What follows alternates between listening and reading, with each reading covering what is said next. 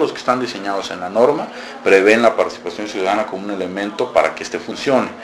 No puede haber una autorización federal para alguna actividad que va a atentar o afectar o utilizar los recursos naturales sin que ésta se haya conocido bajo el esquema de publicidad ambiental que la propia ley establece para recibir las posibles oposiciones, opiniones o sugerencias del ciudadano común y corriente. No se requiere tener una afectación directa para yo poder participar en ese sistema de toma de decisiones ambientales. E incluye la denuncia, yo he ya asesorado a varios grupos, a varias organizaciones no gubernamentales, para que inicien procesos de responsabilidad civil objetiva o responsabilidad por daño ambiental, aunque los que lo estén demandando no tengan una afectación directa per se en su esfera jurídica. ¿Por qué? Porque yo puedo ir, yo tengo ahorita el derecho como ciudadano de ir a un río a vacacionar, a pasearme, a disfrutarlo. El día que llego a ese río y no me puedo meter, no puedo disfrutarlo porque hubo un problema de contaminación, yo ya estoy sufriendo una afectación indirecta. Desafortunadamente en México el tema de los daños los hemos llevado mucho a la parte patrimonial y como parte de nuestro patrimonio no vemos el aire, no vemos el paisaje, no vemos ese uso, goce y disfrute de ciertos recursos o áreas naturales. Entonces tenemos que acostumbrarnos los mexicanos a ver como parte de nuestro patrimonio el aire, el paisaje, el agua y enseñarnos en las vías jurídicas a través de nuestros abogados, a través de nuestra gente de nuestra confianza, a demandar esos daños, esas afectaciones, porque inclusive aun cuando estas afectaciones se den con autorizaciones legítimas, el gobierno tiene que sopesar esas afectaciones. ¿A qué voy? Imagínense, ahorita ustedes pueden encontrar en la zona de Costa Alegre muchas playas que no tienen hoteles, que llegan y no tienen ningún tipo de infraestructura, y hay mucha gente que gusta de ese tipo de zonas. ¿Qué pasa cuando el gobierno da de forma legítima autorizaciones para construir grandes complejos turísticos? Llega un momento que ese ciudadano que antes llegaba en esos lugares, no había nada y podía prácticamente disfrutar como si fuera tierra de nadie. Ahora tiene que sujetarse a una serie de reglas de que si el hotel te deja entrar, que si eres cliente, que si te apegas a las normas, que si la vigilancia, que si lo X o Z. Entonces se empiezan a limitar el goce, uso y disfrute de esos recursos naturales. Bueno, eso tenemos nosotros que enseñar al gobierno que tiene un precio y ese precio se tiene que absorber a la hora de dar autorizaciones. No quiere decir que el precio implique la compra de un derecho para contaminar, no, sino que efectivamente cuando se otorguen derechos para utilizar, aprovechar los recursos naturales, se sopesen esas afectaciones indirectas que los ciudadanos sufrimos cuando un recurso deja de tener el uso que se le da. Podemos ir a Tapalpa y hay zonas donde todavía uno puede entrar al bosque libremente a caminar y hay zonas donde le dicen ya no, porque aquí es un desarrollo, un fraccionamiento privado. En ese momento el gobierno aceptó privatizar o que se privatizara un bosque que antes era de todos. Entonces, bueno, debe de haber un costo a eso. Ahí es donde nace el pago de esos costos, no necesariamente se debe reproducir en a fulanito le van a pagar tantos pesos.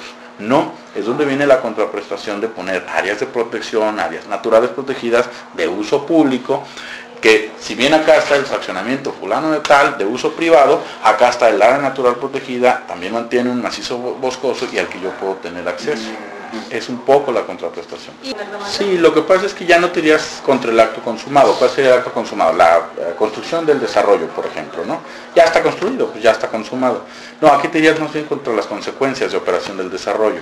Esto es, desde los problemas de contaminación, o sea, el desarrollo se tiene que apegar a ciertos niveles de calidad de operación para no generar problemas de contaminación, entonces, asegurarnos que eso se cumpla, y dos, las limitaciones que conlleva ya la creación de ese complejo y su operación en el sitio, como pueden ser los accesos, como puede ser la pérdida de cubierta vegetal, la pérdida de la vida silvestre, etc. Todo eso tiene un costo, que no te afecta en tu patrimonio directamente, pero sí indirectamente. A lo mejor tú llegas ahí cuando era virgen y llegas a ver un puma, llegas a ver un venado, y ahora que está el complejo definitivamente va a ser muy difícil que vuelvas a ver el venado, que vuelvas a ver a tal animal.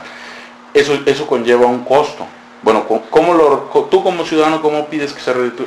declárame una zona de protección cerca de ese complejo para ir compensando de tal manera que México vaya teniendo zonas de conservación, de restauración y de protección de los recursos naturales, al mismo tiempo que va generando desarrollos turísticos o de aprovechamiento de los recursos naturales. Primero sería obtener la información. El capítulo de derecho a la información en materia ambiental en México existe desde 1988. O sea, casi 14 años antes de que existiera una ley federal de transparencia y acceso a la información pública gubernamental para toda la información de gobierno, en el área ambiental ya existía un capítulo exclusivo de derecho a la información. El problema es que los mexicanos no estamos acostumbrados a solicitar información, somos muy dados a irnos información de primera mano, como son la prensa, etcétera, y no profundizamos. Lo que hay que enseñar a los mexicanos es conocer autorizaciones, conocer permisos, conocer cuando queremos saber qué pasó ahí, por qué se autorizó, qué se dio, qué se autorizó, bajo qué condiciones. Lo primero que hay que hacer es ejercer los derechos a la información. Teniendo la información en la mano, uno puede tomar diferentes caminos. Está desde el vía la denuncia popular para asegurarnos que la autoridad vaya y certifique que se cumplen esos parámetros con los que fue permitida esa operación, ese complejo, o en los casos de que después de derecho a la información nos enteremos que no hubo autorizaciones, pues entonces vayan y se sancionen y en su caso se clausuren y se ordene la restauración de los sitios, ¿no? Ahí, aunque sean hechos consumados, sí habría una acción jurídica que realizar porque no hay permisos que sostengan lo que se hizo. Eso podría ser vía la denuncia. Suponiendo que todo eso a ti te demuestra que está todo en regla, que está todo bien, que se cumplen los parámetros, entonces se pueden presentar demandas de tipo civil. Estas pueden ser colectivas o pueden ser individuales, pero estas van encaminadas no necesariamente a que te restauren económicamente un daño, sino que haya una compensación hacia la afectación colectiva, condiciones de restitución. Bueno, va a operar allí la mina y la mina va a implicar cierto daño ambiental, cierta pérdida de cubierta vegetal, ciertos riesgos por el manejo de los residuos tóxicos de la mina. Bueno, la población puede exigir que la mina tenga un pago o una obligación, una sustitución de esa pérdida bajo el esquema de conservación de un área de especial interés, como puede ser ya un área natural protegida existente o una que se vaya a declarar próximamente, ¿no? Nos metemos en muchos conflictos, por ejemplo, con los desarrollos habitacionales en las zonas urbanas, de si deben o no permitirse su instalación. Yo muchas veces digo, es que no deberían de estarse peleando de si se deben o no permitir. Ni siquiera tenemos que pensar en inventar el hilo negro. Hay zonas de la primavera donde hay gente que estaría gustosa de que se le permitiera vivir en la primavera a cambio de conservar. ¿A qué nos referimos? Yo me imagino desarrollos, como hay en otros lados del mundo y que han funcionado muy bien, donde se permiten construcciones, por así decirlo, por cada 500 metros cuadrados de construcción, estás obligado a ser propietario y conservar 10.000 metros cuadrados de bosque.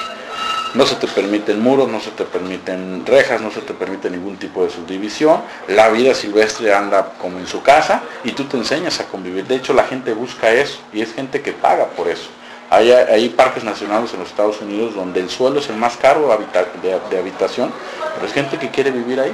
Y las condiciones sustentables que les obligan, con casas y procesos sustentables, lo permiten y se conserva mucho mejor el bosque así, que a veces los esquemas que queremos nosotros manejar de no tocar, no mover y nadie entra, nadie sale, porque realmente eso es como una invitación al niño chiquito que le dicen no hagas, y como que el niño se queda, ¿por qué no? Y entonces lo hace, ¿no?